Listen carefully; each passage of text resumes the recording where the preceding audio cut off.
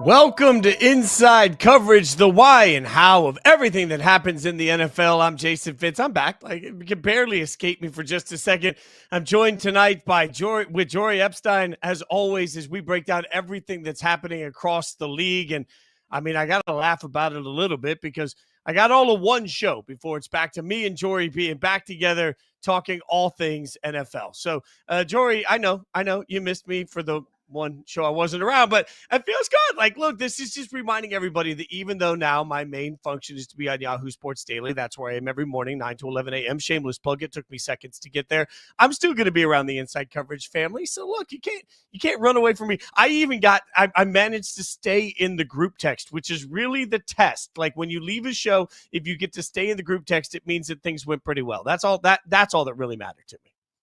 Well, I was laughing, Fitz, because you were talking about, oh no, I'm not going to be in the group text. I'm going to miss this group of people. And I'm feeling a little bit badly that even though you have this awesome new show that you're transitioning to, we've got great content coming. I'm like, we're losing one of our friends. He won't be on the text. And then we start three new versions of a group text for the show, all of which you are still on. So Mhm. you can't get away from us that easily. Yeah, no, I just to see how the group text treats C-Rob is really the main reason that I want to stay in it every single day.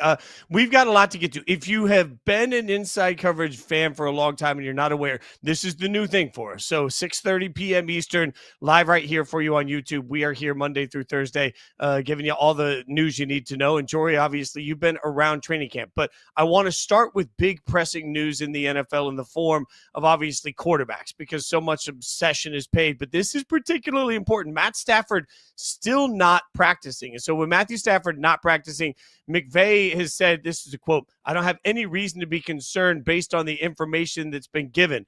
I'm a little stunned, Jory, because I'm sitting here looking at a team with Super Bowl aspirations and a quarterback that's just a few months ago was supposedly being looked at possibly as a trade candidate. So there were rumors of first round picks being bannered about, and now all of a sudden a bad back and he can't play at all. Like this feels absolutely stunning to me from the outside looking in with the Rams.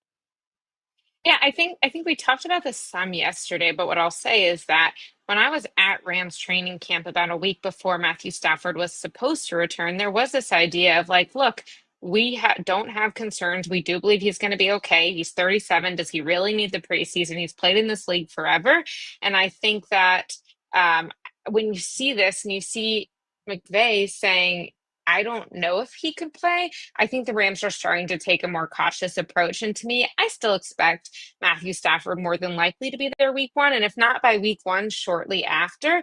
But I think you have to ask how much management is this going to be? Is this going to be one of those situations where he can't ever practice during the week, which for Sean McVay, the way he likes to practice live game calling situations, practice definitely does make a difference, even if you played in the league. And also when he does play, how healthy and how functional will Matthew Stafford be?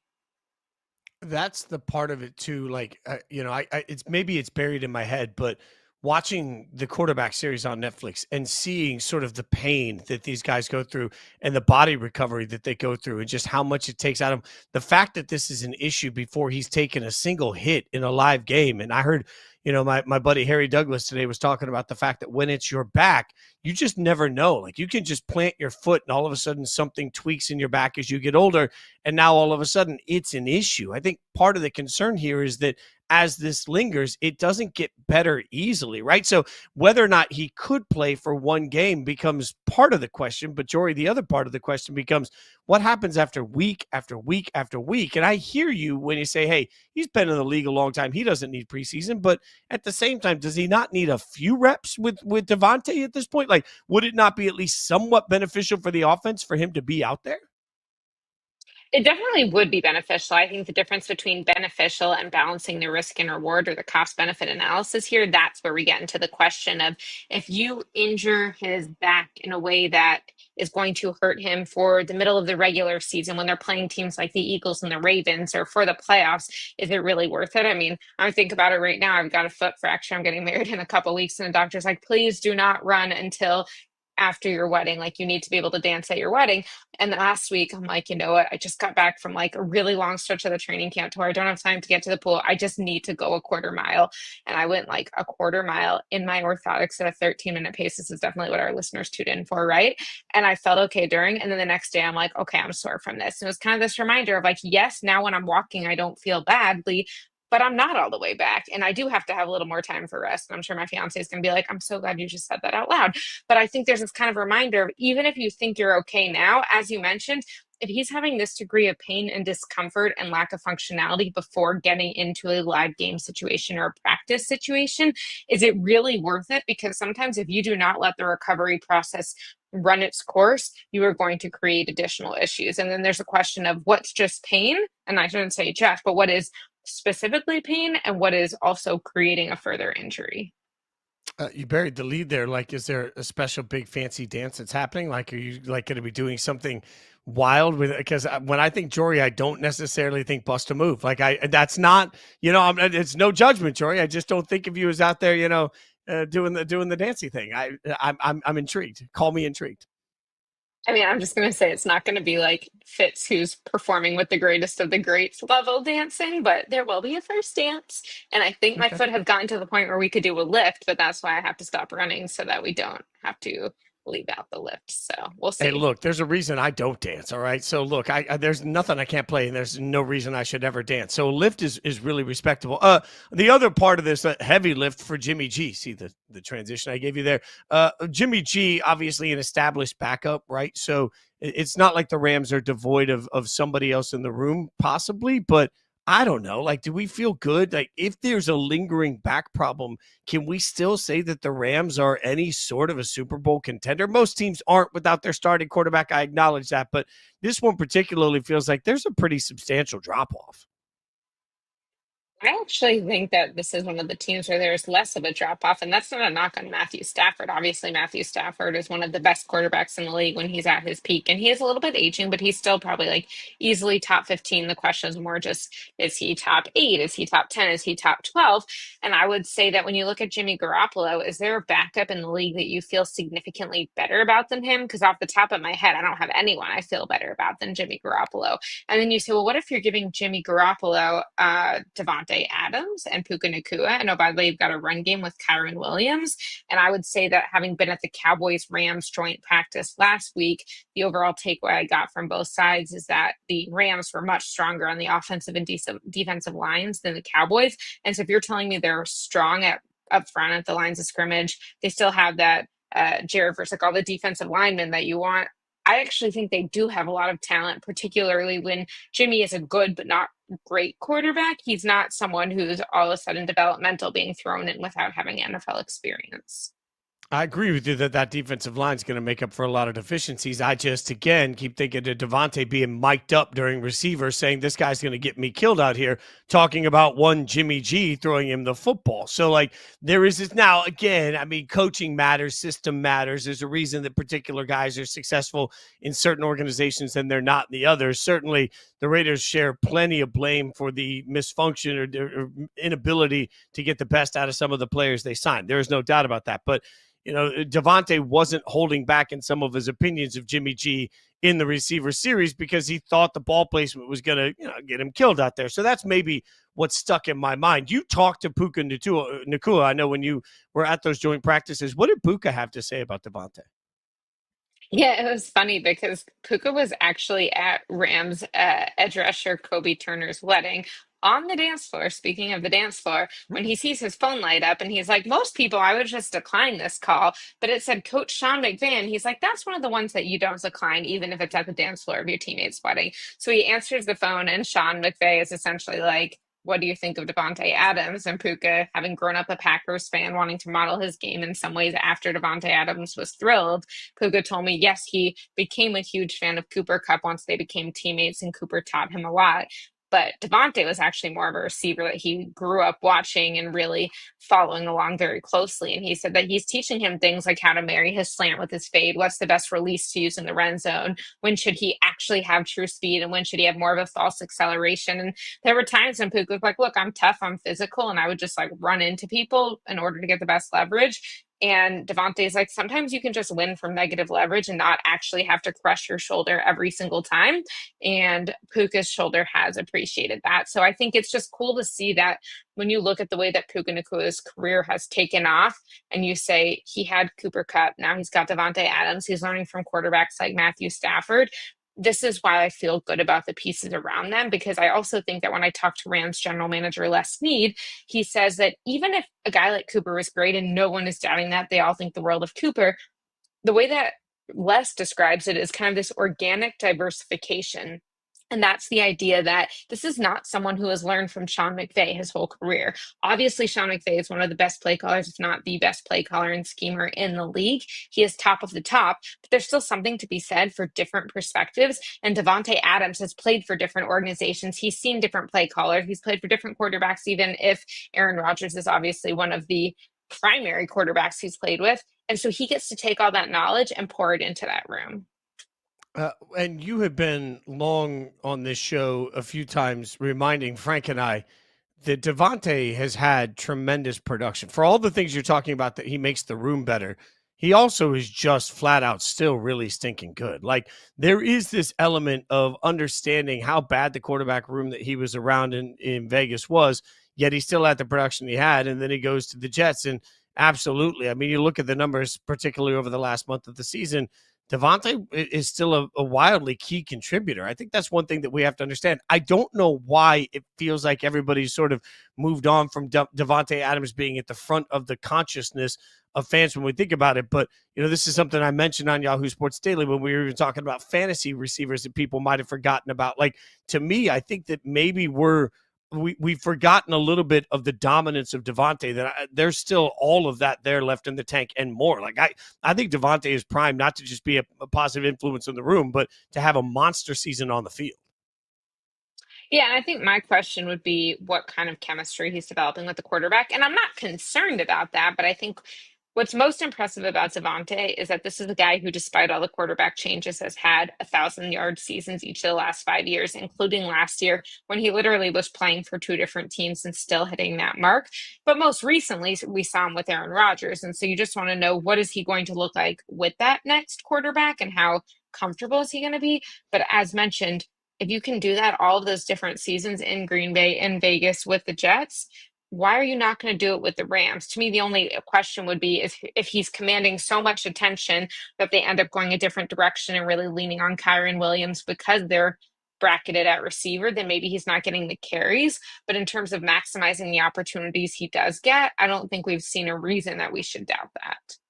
If you can have staggering production with Jimmy G and Gardner Minshew and Aiden O'Connell, I think you can figure out chemistry with almost anybody. I'm just saying, I think Devontae is going to have a massive, massive year. Okay, we got a lot to get into over the course of the show, and of course, all eyes are on the Cowboys and Micah Parsons. That contract is getting messier and messier. It seems like every day we get more yelling and screaming from everybody. But Jori has spoken to Dak. Next up, we'll give you a little bit of hint about what Dak's deal can tell us about Micah Parsons' contract negotiations. We'll do that next on Inside Coverage.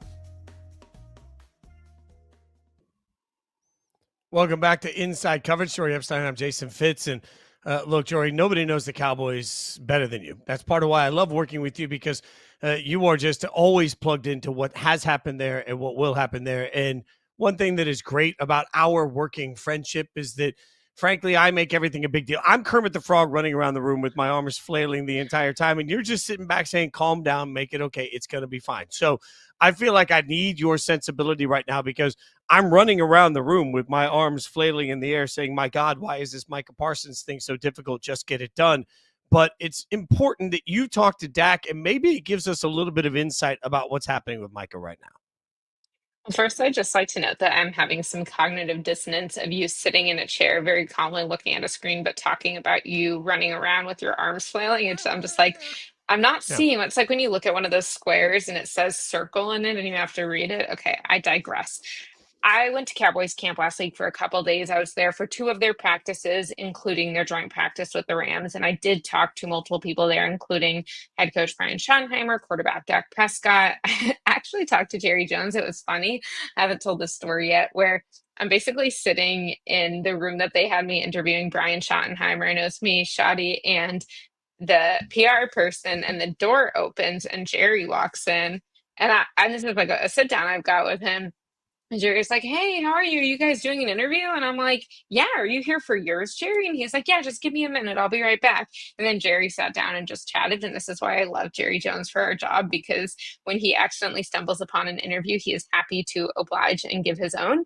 But I would say that when I talked to Dak, I was basically asking him, okay, Micah Parsons puts out a trade request. I mean, now it's been what, 10, 11, 12 days since this happened. And it almost feels like old news, which is funny because in the moment it felt so dramatic. And it felt so dramatic because the Cowboys do not have people put out trade requests. I'm not saying that this is an uncommon tactic across the league. I recognize that Myles Garrett requested a trade from the Cleveland Browns. And then once he got his money, all was fine and dandy. I recognize that Terry McLaurin, right around when I was there, was putting out a trade request from the Commanders wanting that because he has not gotten this. And I know this is a common tactic, but having grown up in Dallas and having covered them 7 years professionally, Dallas Cowboys do not request trades even when their negotiations are drawn out. We did not see this from Tyron Smith and Zach Martin on the offensive line. Ezekiel Elliott went to Cabo San Lucas for 40 days during his holdout, but he didn't request a trade. Dak went through this 2 years for his first contract and another year for his third, no trade request. And then we saw CeeDee Lamb hold out all of training camp last year, but there was not a trade request. So to say that what Micah Parsons did is just par for the course and this is what people do in the NFL, this is not what people do for the Dallas Cowboys. So quite frankly, when I first saw this, I was actually at Denver Broncos practice that day. I was like, is Jerry going to be so offended that someone would consider leaving his star voluntarily that he's going to take that emotion and actually want to trade Micah? And I was wondering if this kind of disrespect is a strong word, but Micah did air their dirty laundry very publicly with a 3-page statement on Twitter saying, this is what Jerry did and this is why it was misleading. And I didn't know if Jerry would be like, if you can't handle this organization, fine, go somewhere else. By the time I got to Cowboys camp 3 days after that, I did not feel that. I felt like Micah Parsons was still on the sideline of practice. Eventually he wasn't, but they're saying it's a back. He's on the physically unable to perform list. And I felt like Jerry Jones was like, it's negotiations. This is what I do. This is what he does. I'm going to talk to the media. He sent a statement out to the media. And then I asked Dak Prescott, I said, well, when you see this statement, because again, Dak's been there 10 years now and this has not happened, do you reach out to Micah Parsons? What's your reaction? And Dak said, of course, he reached out to Micah. They had already had conversations during camp, but Dak said, I blatantly texted him like, F man. And he said it wasn't like an F you or an F the Joneses. It was more like an F this situation is frustrating. And I think that kind of sums it up is it's easy to be like, Jerry's mad about this or Mike is mad about that. But really, it's more just like the Cowboys as an organization are kind of shooting themselves in their foot by continually doing this. And this being not getting guys done earlier, not having Micah Parsons participate in training camp due to a contract dispute. But ultimately, I do think it will get done. And Dak Prescott talked about this, and he talked about when he and the Joneses were not on talking terms because it was negotiations, and that in business, you just can't take things personally. And if you do, you have to realize afterwards, once it's all figured out, that it wasn't intended personally. It was intended as a negotiation tactic, which I believe is how Jerry Jones is now interpreting Micah's statement and how Micah is interpreting not having this offer and Jerry Jones kind of being like, we had this deal in May. And the last thing I'll say is, to me, the question is not whether Micah Parsons stays a Cowboy and whether they get an extension done. The question is when it gets done, because I do think that both sides could dig in the way that we saw with Dak Prescott's negotiations for his first extension and Micah play out this year. The Cowboys be like, great, you'll be motivated. What we're fine with that. Because the Cowboys could tag him. So it could be this year, it could be next year after his 5th year option finishes, or it could be after the franchise tag. I don't think that's completely out of the question.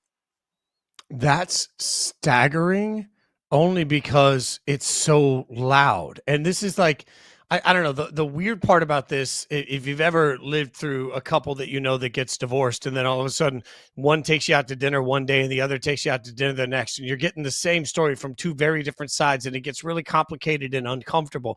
I feel like that's where this is with the Cowboys, because they have been so loudly vocal and public with the dirty laundry throughout the course of this, because it feels like both sides have taken a real opportunity to dig at the other side.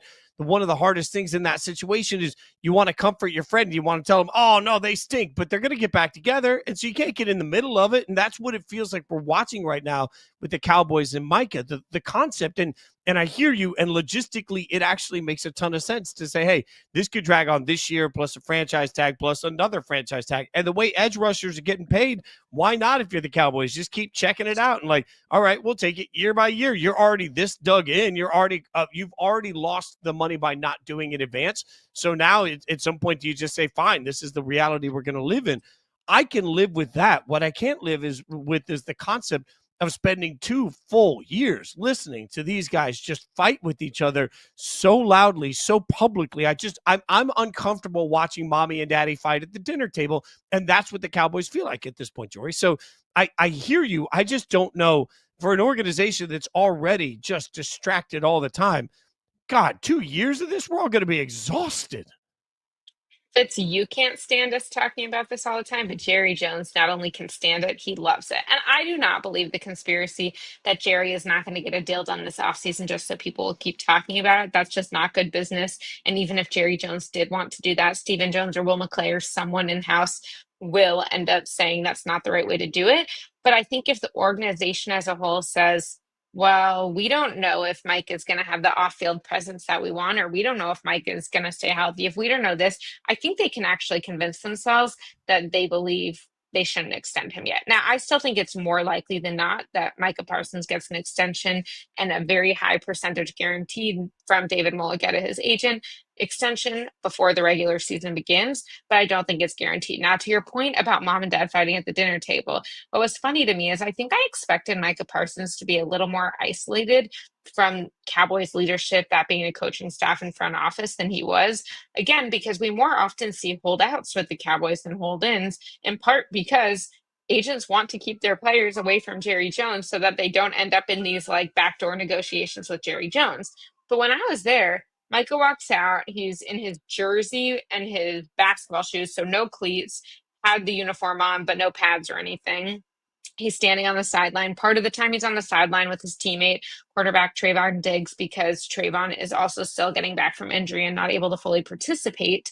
But more often, he's actually with one of the leaders of the organization. So I'm watching defensive line drills, and while he's not going through them, he's standing there with defensive coordinator Matt Eberflus talking the whole time. I'm not saying talking for like 30 seconds, like easily 10 minutes and possibly more before I got there. Then you go to team drills, and who's standing with Micah Parsons during team drills? Will McClay, the vice president of player personnel. So it's basically Jerry Jones, Stephen Jones, and Will McClay run the front office of the Dallas Cowboys, and one of those 3 guys. He's standing 50 feet at most from Jerry Jones at times. He's standing close to Stephen Jones. And then by Rams joint practice, Micah was talking with Andrew Whitworth, who he's worked out with before. And so I think that this is just someone who feels surprisingly integrated in the organization for someone who is taking a negotiation stance in a contract. All of that leads me to believe that it gets done. But to your point, how does it get done? Like, pride is a dangerous, dangerous thing. And you have 2 people right now that have said so much so publicly. The deal has to be done in a way where Jerry can claim that he won in the end and Micah can claim that he won in the end. And that's That's tricky, Jory. Like, the trickiest part of this is, how does it come to a resolution where nobody has egg on their face? Because whether it's the agent, whether it's the player, whether it's the GM/owner, everybody wants to be able to stand up and say all of this hoopla was worth it because the way the deal got done in the end. Like, I'm with you. I believe it gets done, but to your point, it feels like it has to get done with a historic value and all sorts of guaranteed money that makes Micah feel like he's been truly valued by the organization. And then Jori has to turn around and say, see, I told you the whole time it would get done, and we did it in a smart way. And I'm not sure that those two, I'm not sure there's a Venn diagram for that. That's the hardest part for me to figure out. The Venn diagram is you let Jori win the media battle and he lets you win the money battle. That's what I always tell players. I literally told that to a player who has not yet finished his rookie contract when I was talking to him at training camp. Jori wins the media battle, player wins the money battle. Media battle, money battle. Let's say that 5 times fast.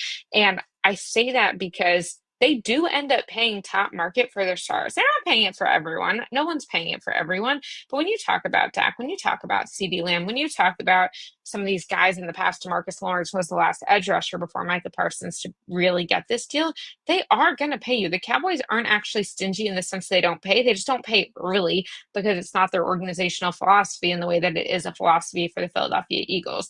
I would also say that yes, it was definitely not a particularly polite or respectful comment to say he didn't know the name of the agent for Micah Parsons, that agent being David Mulugeta, who's one of the top agents in the game. And by many metrics and standards, he is the top agent in the game.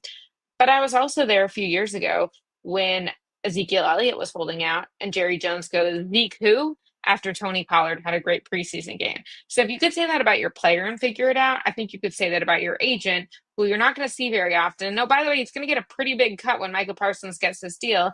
And then you essentially make Micah Parsons the highest paid non-quarterback. So we're talking like 42 million a year. And you're going to have to guarantee, I would say, 3+ years of it. You need to have the average annual value beat the contract that TJ Watt signed with the Steelers not long ago. And then the total guarantees beat what Myles Garrett signed, because Myles was a 4-year deal and TJ was a 3-year deal. And thus, even though TJ had a higher percentage of guarantees, he had fewer gross guarantees. I know that's a lot of money and math for everyone who thought there would be no math on inside coverage, but all of this is very fixable.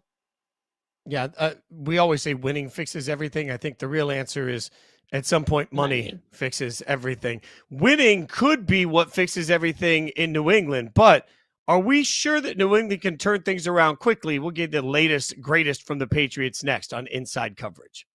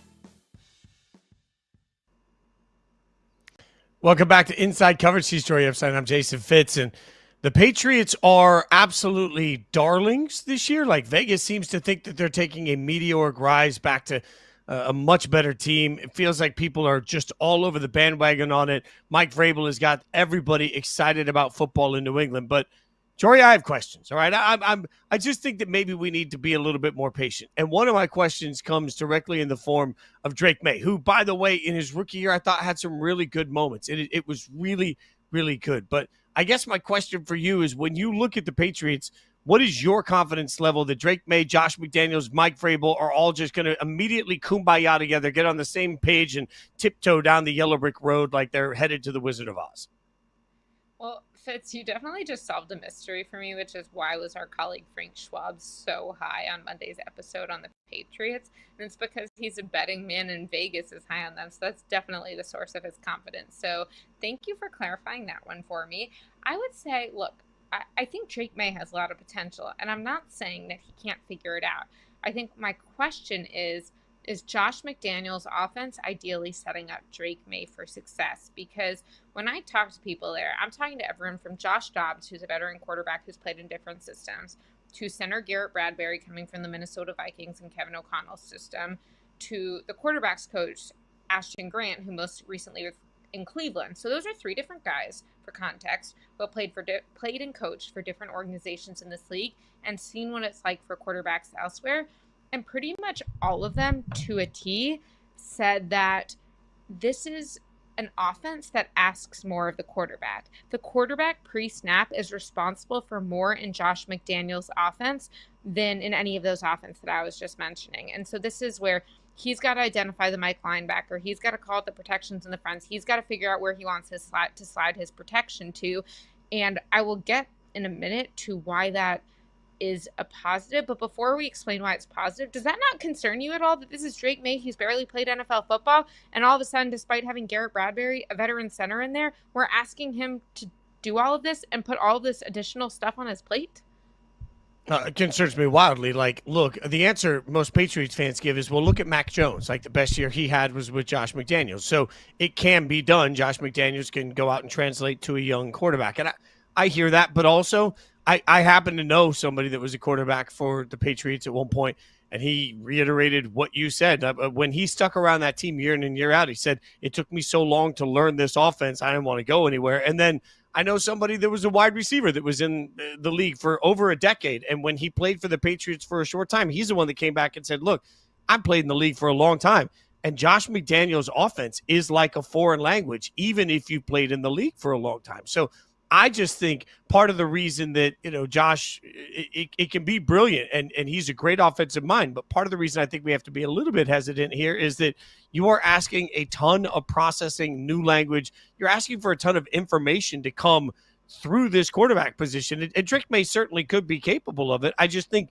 the grace of a little bit of a curve here isn't the worst thing. I feel like everybody just presumes McDaniels, Mike Vrabel together, and we've just decided that this is going to be some glorious moment. And I'm just not willing to say that until we see it together. And I think even if it is glorious, it's okay to admit that it could take a little bit of time before it actually gels together.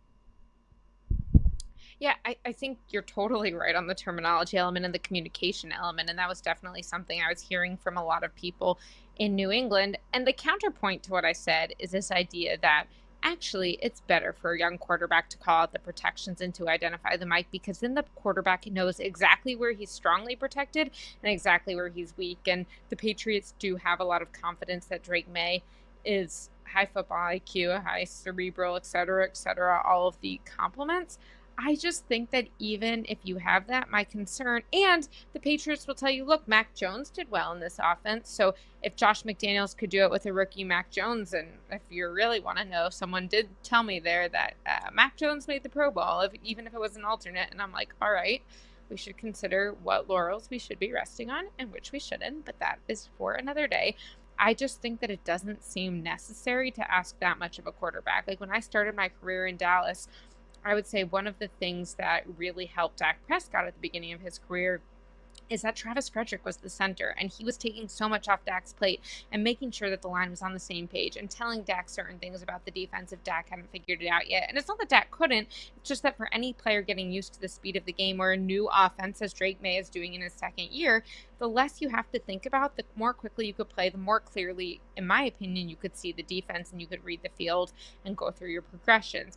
I don't get the sense that that's setting it up for that. And so I guess we'll see. But I do worry that Josh McDaniels is so rooted in the success he had with Tom Brady that these guys who have played with or coached a Tom Brady or an Aaron Rodgers or all that. And by the way, Elliott Wolf, their general manager, did have Aaron Rodgers in Green Bay for a while. So he sees what happens when you've got that quarterback. Start to think that that is what you can expect from the average quarterback. And I'm not calling Drake May average, but no one's suggesting that he has the games under his belt or the playoff wins under his belt that Tom Brady and Aaron Rodgers had.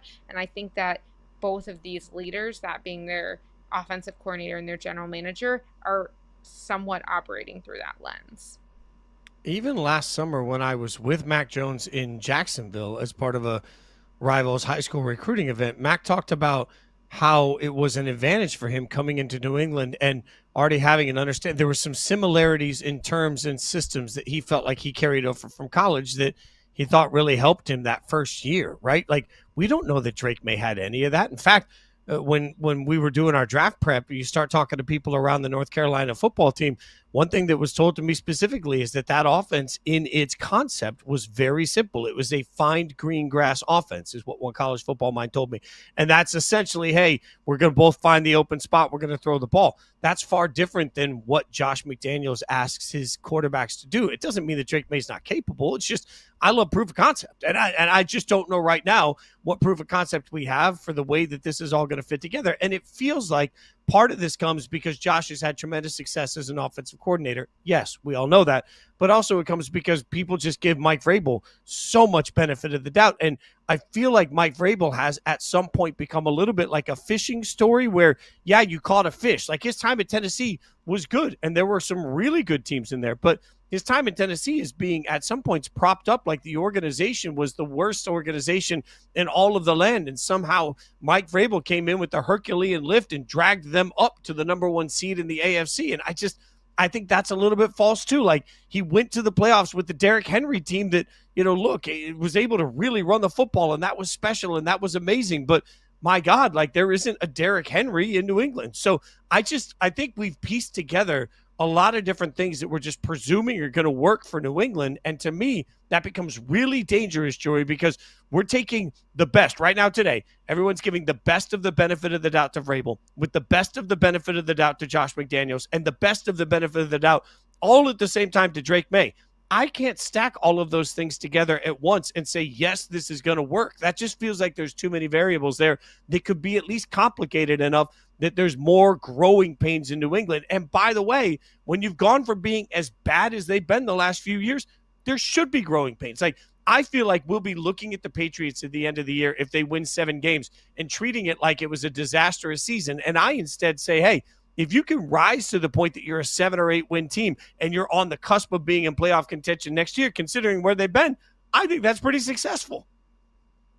Yeah, and I will say that while I agree with you, Fitz, that everyone outside of the building, or a lot of people outside of the building, are trying to prop up the Patriots as playoff contender now, forgetting the fact that we still have the Buffalo Bills in their division last I checked. I do think that the Patriots are a little more realistic, and they recognize that this is going to take some time to rebuild the foundation.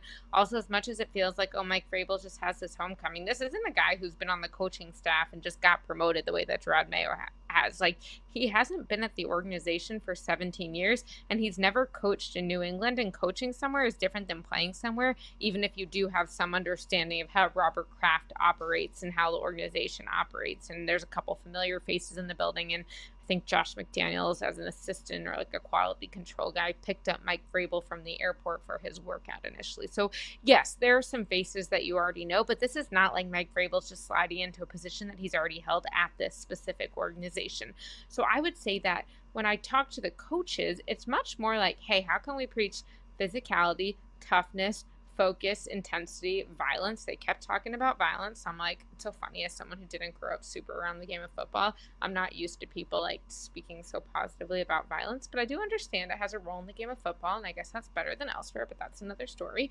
I would just say that this is a team that seems more about let's build this thing the right way than let's build it the other way. And while I agree with your point that there's no Derrick Henry in Tennessee, I do think that Travion Henderson is going to surprise people this season. And I think that he is going to help Drake May and going to help this offense and kind of make them right in ways when maybe the passing context could take a little bit more time to develop. Yeah, I don't disagree with that. And I will say this. I believe long term the Patriots are going to be better off because they have Mike Vrabel. I had the chance to cover him when I was in Tennessee. And Mike Vrabel is the sort of guy that people love to play for, and he will win that locker room and he will turn that organization around. I just think maybe the rest of society around football should maybe mirror a little bit more of how the Patriots seem to feel internally and understand that this is a process. We got some big injury news. We'll break down next what it means for a couple of superstars in the NFL. We'll do that next on Inside Coverage.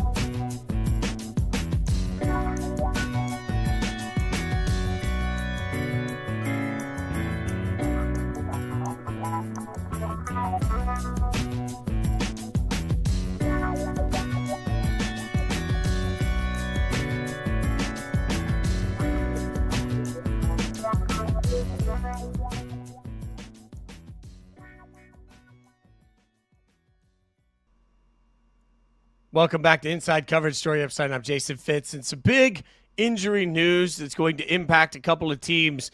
Let's start with some offensive line news that actually means more than just the offensive line. I know, we talk a lot on this show, and Frank and I have talked a lot over the years about just, big guys and how much they mean to their respective teams. But Joe Alt is going to have to move to left tackle after the Rashawn Slater injury, which for the Chargers feels, Jori, wildly significant. And this is something I'll go back to Mike Golick Jr. taught me a long time ago. Mike Golick Jr. obviously played at Notre Dame on a national championship losing team, but still got there.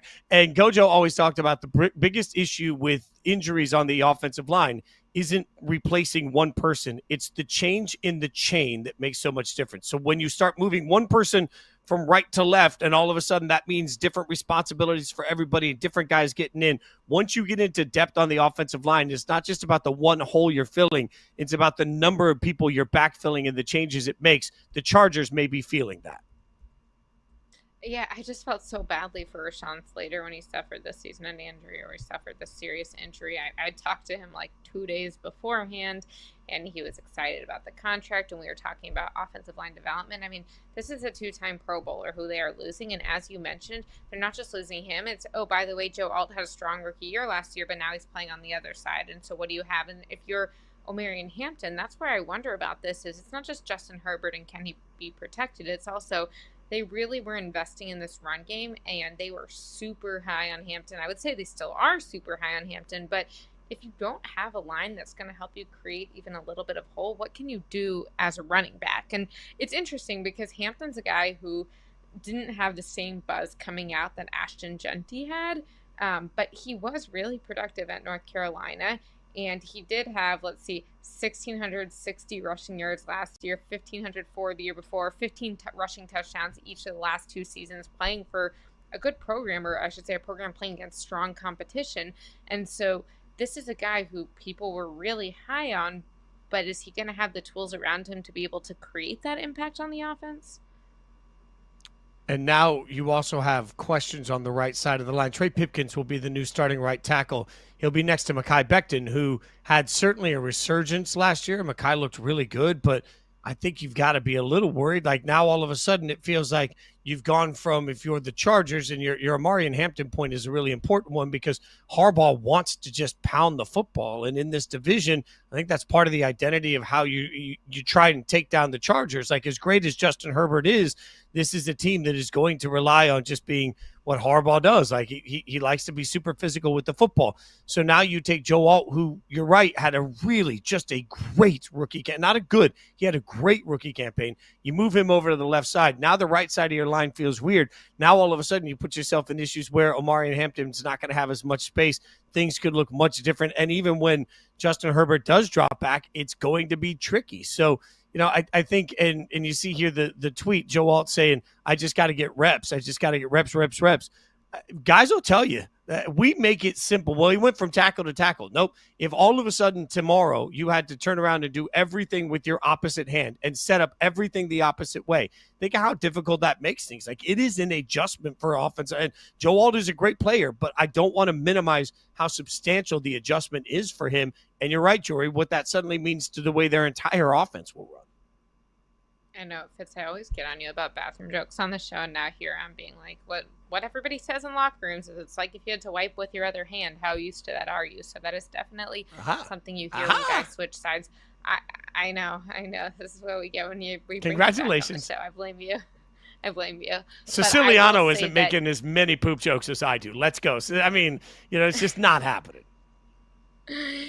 I will say that I think it's interesting because on one hand, it is retraining the other half of your brain or the half of your brain to focus on the other half of your body. On the other hand, people do think sometimes that is actually an easier transition than going from tackle to guard because you're still playing with the same general principles in terms of how much space you have, the technique, like going in interior offensive line versus exterior offensive line is different. So I'm less concerned.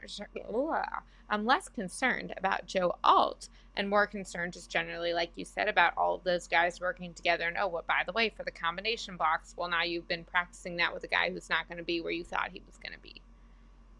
Yeah, and Mekhi Becton, I just keep an eye on because anytime a guy just absolutely surges, you want to hope that that's become the new standard, but you just don't know, right? You just don't. So, it's interesting because your point is a solid one too about interior offensive line, but the communication that has to happen between guard and tackle and the difference in working in space and what it means just feels tough. And the Chargers as a franchise have just battled injury issues to superstars for so long. It's genuinely heartbreaking at this point for Chargers fans. The number of times that you feel like you walk into the season saying, hey, the Chargers are a stacked roster. And then you realize that doesn't matter. They can't even get out of preseason almost every year without a substantial injury. And at some point you thought maybe that curse was over, but it just isn't. And then you just feel like they never quite live up to the potential that they could live up to because they can't stay healthy. And the West is going to be wildly good this year. It's the wildly good West, right? So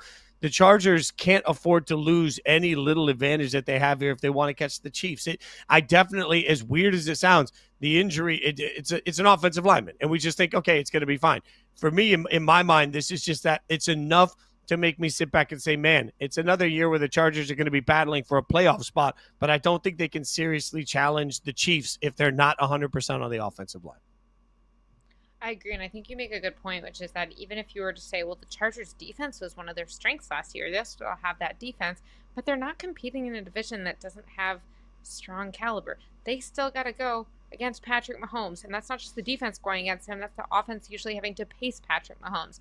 They're still going against a team that Sean Payton thinks could be Super Bowl caliber in the Denver Broncos, and they're still going against your Las Vegas Raiders. So I just think that when you look at this, this is a team that is playing in a tough division. It's playing among coaches that are the old seasoned coaches. I mean, it's so funny when you look at Pete Carroll, Sean Payton, Andy Reid, and Jim Harbaugh all in the same division. But if there's anyone who is going to take advantage of a deficiency in the offensive line, I think it's the AFC West. I love how you mentioned all the other Super Bowl contenders, and then you just said, and your Las Vegas Raiders. You're not wrong. Okay, there's other. Thank you. Well, I mean, it's fine. It's fine. It's fine. That's not the only significant injury news.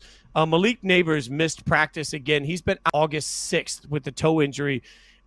All eyes have been on the quarterback battle, and no Malik at this point just feels like that has to impact the entire process of quarterback evaluation, development, what they're going to put on the field, Jori. Like this is substantial simply because of what the Giants are up against this year.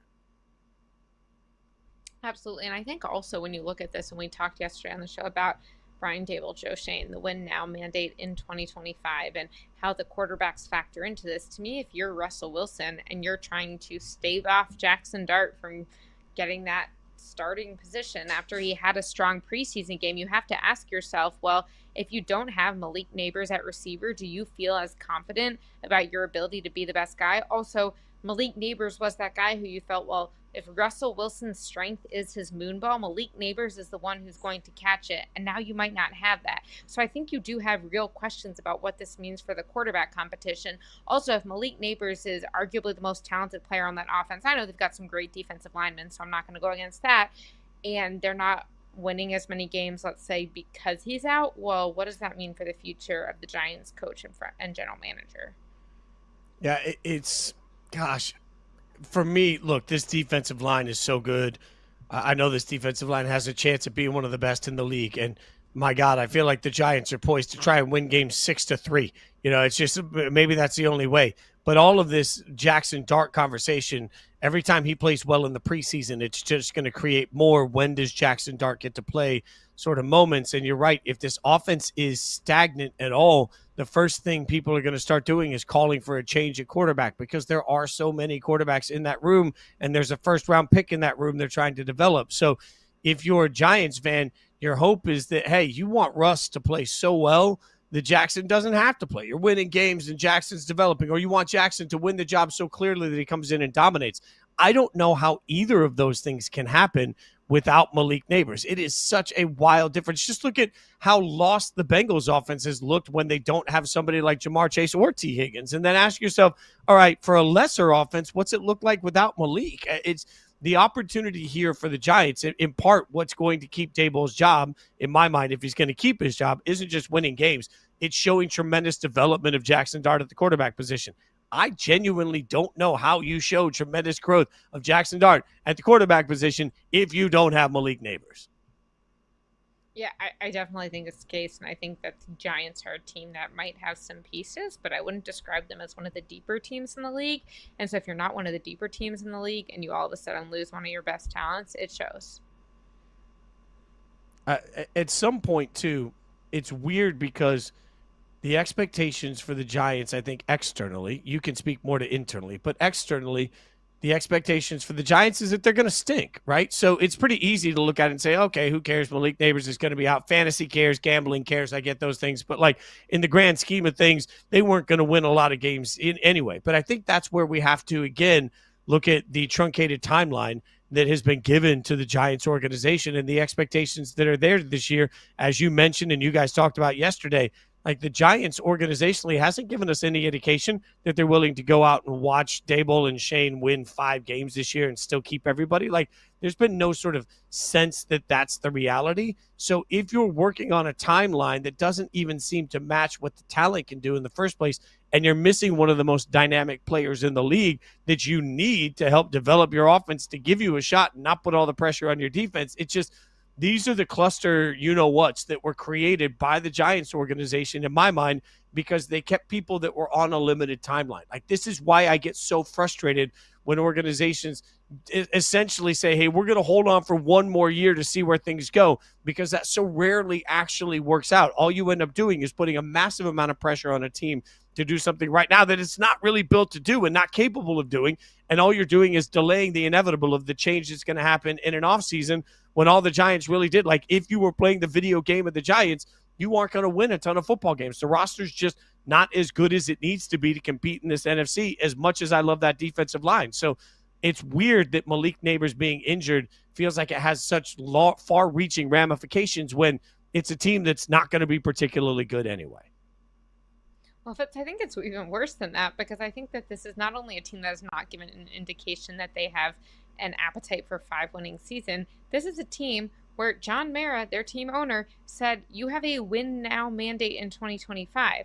And if I'm giving someone a win now mandate in 2025, I'm saying don't draft a quarterback, because I don't want to have this continuous cycle. See Chicago Bears, where a coach drafts a quarterback, coach gets fired, and now coach inherits quarterback. Oh, you actually don't even have to look farther than the Giants. You could just look at Brian Daboll inheriting Daniel Jones. And I think there are reasons that the Giants reporters are saying, well, Jackson Dart's a better fit for Brian Daboll, both in terms of his skill set and also in terms of his demeanor. They're both a little more fiery. That works well. They're off to a good start. But if it doesn't work, you're just continuing this cycle of someone else drafting your guy. And, oh, by the way, are you even going to be running a scheme that best fits Jackson Dart next year? And that's why this is, I guess it's maddening for me, because we always talk about how the NFL is a copycat league. I don't need the NFL to necessarily be a copycat league. I just need smart organizations to look around and just see the obvious of what doesn't work for other organizations. Just look around and say, oh, you know what, that Bears thing with Caleb didn't really work particularly well. Let's not do that next year. Like, I think there's a common sense element of this. And again, it comes back to almost like a theme.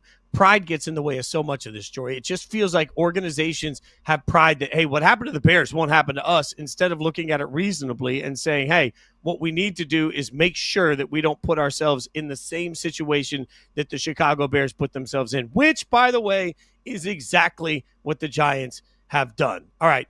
Again, if you've just tuned in to Inside Coverage tonight, just know that this is what happens every single night, 6:30 p.m., Monday through Thursday. A great crew of our best insiders. I'll still be around. I'll still be hanging around. Jori, Frank, C-Rob, Andrew Siciliano, they're not getting rid of me. I'll still just be right off the bench hanging out. I will also tell everybody, if you haven't checked it out, check out Yahoo Sports Daily every morning, 9 to 11 a.m., me and Caroline Fenton having a blast. Jori, you missed me, didn't you? I did. I missed you for that entire one day when you were still in 3 different group chats with us, but not on the show. That's all I needed to hear. Thanks for watching Inside Coverage.